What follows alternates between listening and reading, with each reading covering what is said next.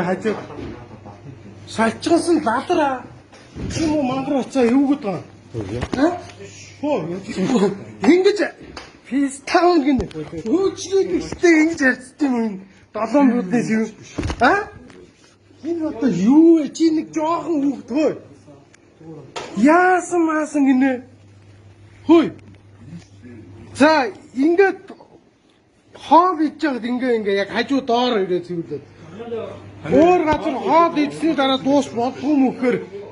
чи юу вэ чи жоохон хүүхдтэй штэ халарм гэж чи битэрийн хоорондоо дор хойж 10 хэдэн насны зүрх байгаа шүү зөө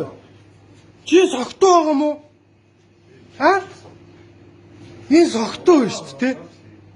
энэ танай ажилтан муу юм уу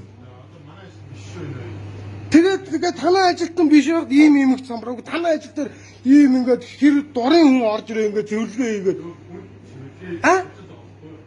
Гэхдээ танаа журам эн чи ямар ховын цэний газар эн чин нэг стандартаа нэг үйлчилгээтэй ийм байгаад байгаа үстэй Улаанбаатарт бараг 300 салбар байгаа үстэй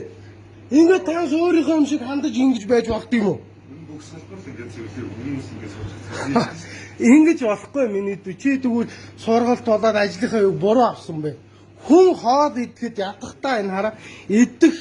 орчин эрүүл мэнд гэж шал тустай юм байдаг. Мэргэжлийн эрэлтийн зүгээс за энэ хараа ийм бэлэг мэслэг хийж бас хуультай миний эрх зөрчилж чинь би танад үйлчлүүлснээрээ олон төрлийн хараад хэдүүлээ